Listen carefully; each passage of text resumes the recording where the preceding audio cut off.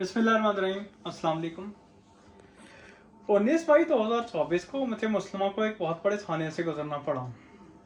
इस दिन ईरान के मशहूर सदर सैयद इब्राहिम रईसी हेलीकॉप्टर क्रैश में जाम बहक हो गए। इब्राहिम रईसी की उम्र सिर्फ 63 साल थी और उनके इंतकाल ने पूरी उम्मत मुस्लिमा में एक शौक की फजा बर्पा कर दी। इब्राहिम रईसी तमाम के तमाम शिया मुसलमान में इंतहाई ज़्यादा मशहूर थे। इब्राहिम रईसी की अगर जिंदगी की बात की जाए तो उन्होंने 1960 में जन्म लिया।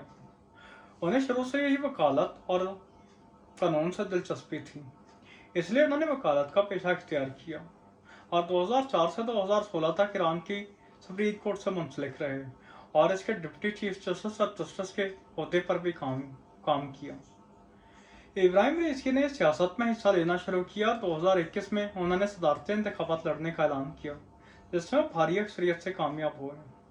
इब्राहिम रईसी ने तमाम के तमाम मजहबी पॉलिसियों को कायम रखा और उन्होंने इस बात की शदीद मुखालफत की कि कोई भी शिया इस्लाम पसंद क़ुव्वतों के खिलाफ मुजाहरे कर सकता है।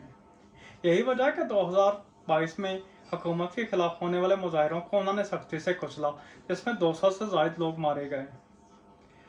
जब 2023 में हमास और इसराइल के दरमियान जंग शुरू हुई तो इब्राहिम रईसी ने खुलेआम फ़लस्तीनियों की हिमायत का ऐलान किया। इसके अलावा उन्होंने लबनान में ईरान की हिमायती जमात हिज़्बुल्लाह की हिमायत का भी ऐलान कर दिया और हिज़्बुल्लाह को हथियार और फंडिंग फराहम की, जिसकी वजह से इसराइल और अमेरिका उनके मज़ीद खिलाफ हो गए और ईरान पर मज़ीद पाबंदियाँ आयद कर दी। इब्राहिम रईसी ने पिछले दिनों पाकिस्तान का भी दौरा किया और यहाँ पर मुख्तलिफ मुआहदे साइन किए।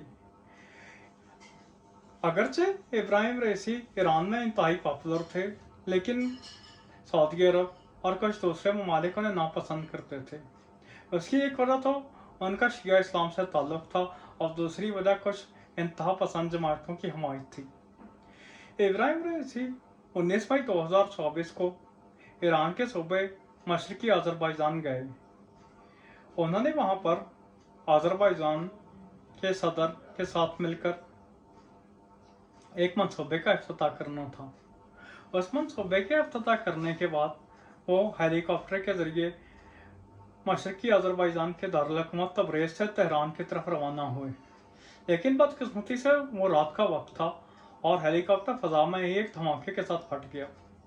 14 घंटे की तलाश के बाद हेलीकॉप्टर का मलबा तलाश कर लिया गया, लेकिन बदकिस्मती से कोई भी जिंदा ना बच सका और आज यानी मंगल के रोज़ इब्राहिम रईसी को सुपुर्द खाक कर दिया गया। अगरचे यही कहा जाता है कि ये एक कुदरती हादसा है, लेकिन यहाँ ये बात भी याद रखनी चाहिए कि इस हादसे में इसराइल भी शामिल हो सकता है, क्योंकि इसराइल और अमेरिका सैयद इब्राहिम रईसी के बहुत ज़्यादा ही खिलाफ थे।